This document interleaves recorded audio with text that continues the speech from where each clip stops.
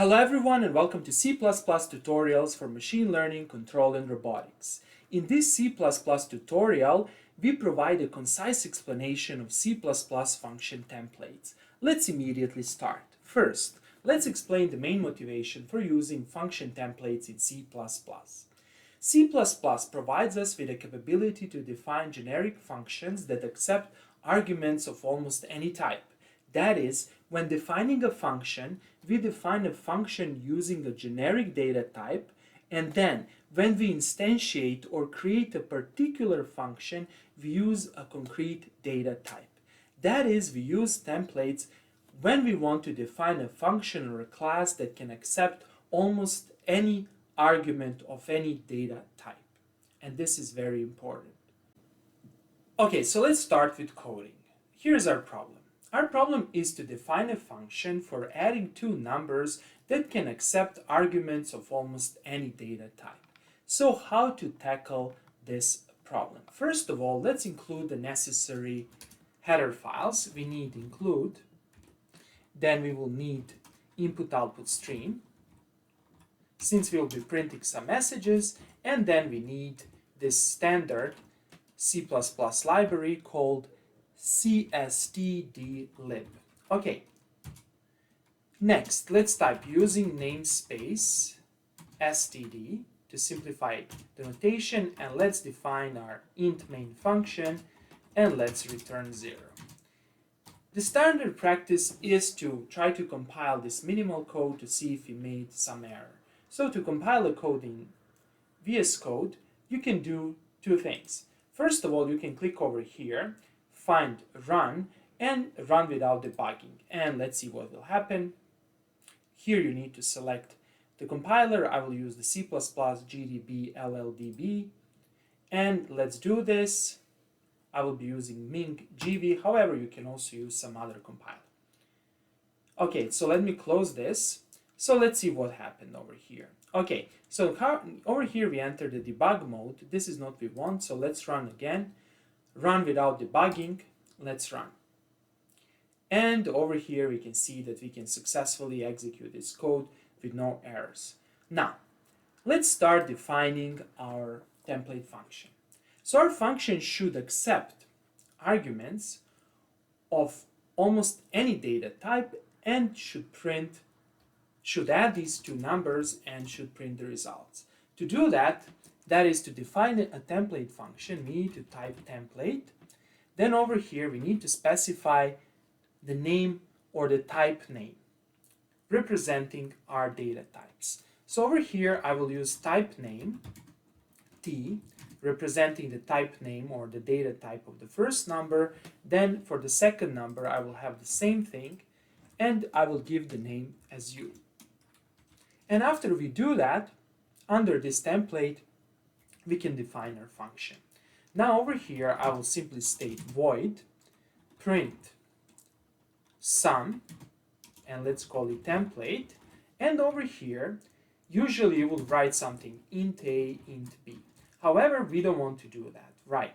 Instead of int a and int b, we will simply type t, since now t is a generic data type or type name, and instead of this int we will simply type u.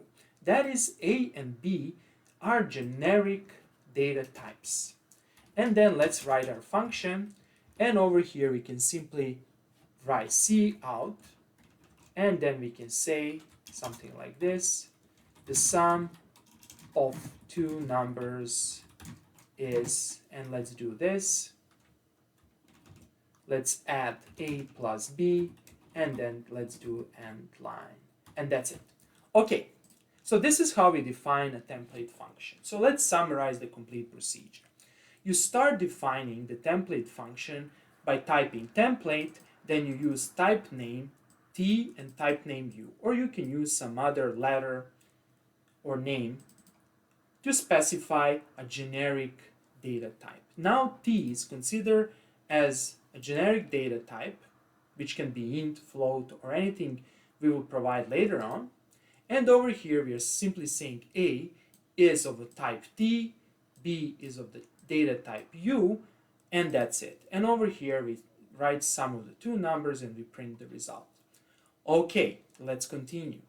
Next, let's close this terminal and let's construct a test case. So what I will do over here, I will do something like this. I will say float, let's call the number t1 is equal to 3.8, and over here I will specify integer t2 is equal to 5.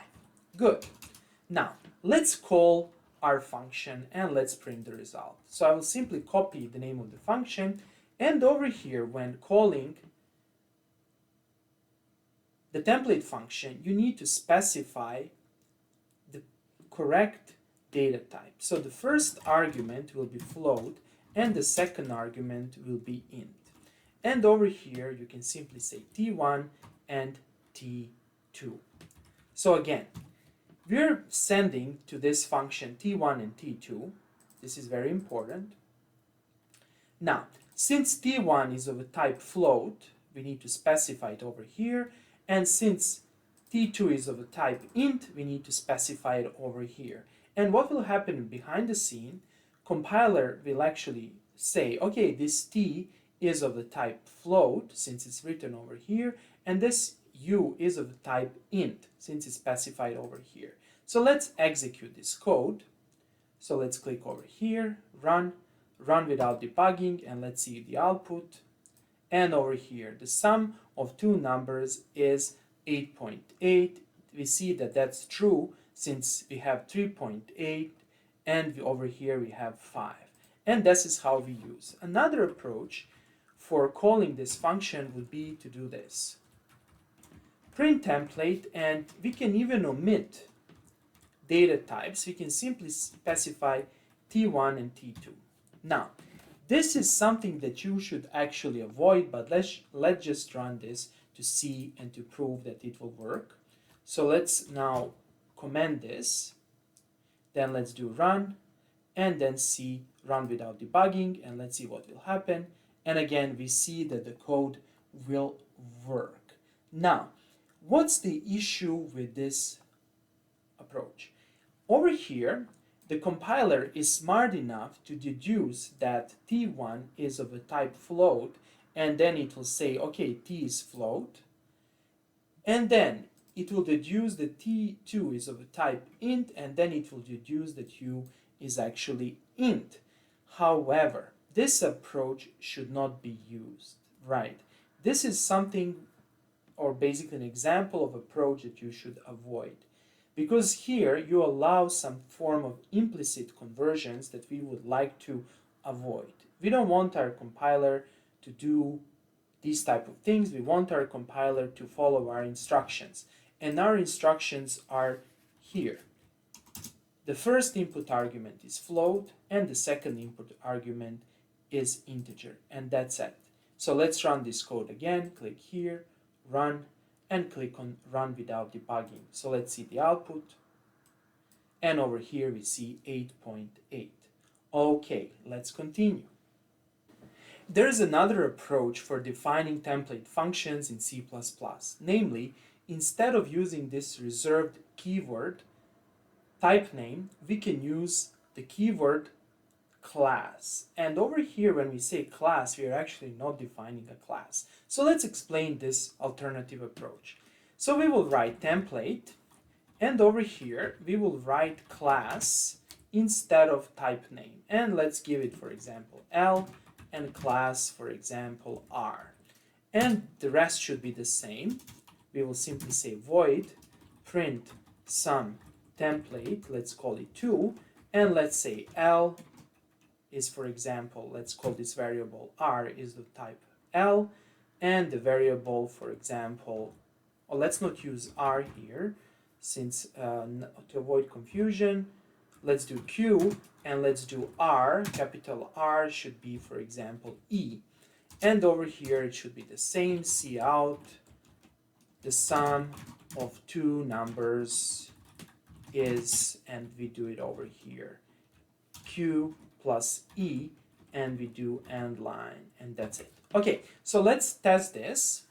So what I will do over here, I will simply erase this, and then I will type print template 2, and over here I will specify the data type. The first one should be, for example, integer, and the second one should be float, and over here we will pass t2 and t1, and that's it. So let's see, will this thing work?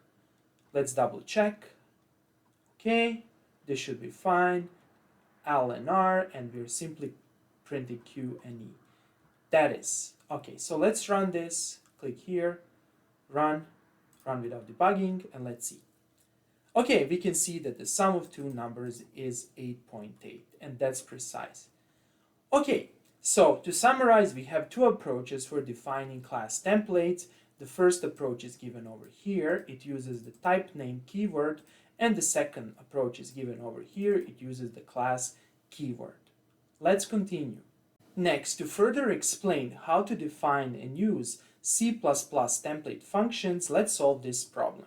The problem is to define a C++ template function that returns the maximum number of two given numbers of the same data type. So let's solve this problem. As always, the first step is to write a simple code. Include input-output stream, include cstdlib, using namespace std and int main. So let's compile this and run to make sure there are no errors, and let's continue. The next step is to define our template function.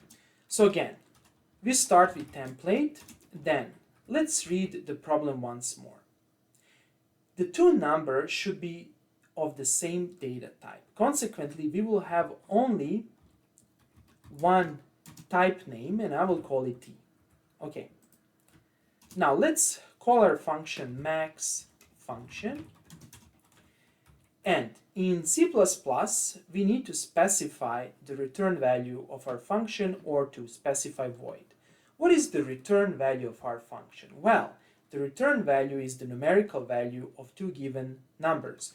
Consequently, since the type name is t, we will return t type, right? Okay, this is very important. So what do we accept? We accept t, let's call the number a, and t, let's call the number b. And over here, the function should look like this. So we have to define an if statement. Of course, you can write everything in a single line. However, I like long and descriptive if statement. So if, let's see what happens here. If a is greater than or equal to b, what do? Okay, let's just do it like this. And else, we will have something else. Okay, let's continue. If a is greater than or equal to b, we simply return a. Otherwise, what do? We simply return b. Okay, that's it. Simple as that. So let's look again. And over here, I suggest you to learn how to properly align the tabs. So I'm pressing the tab such that everything is nicely aligned. This is a very good programming practice. And over here we have function opening, function end, if statements, else, and that's it. Okay, so let's do something like this. So let's say float, let's call a number n1 is 4.7, and float, for example, number 2 is 3.1. And over here, we need to call our function. So how to call the function? Let's see the function name. The function name is max function.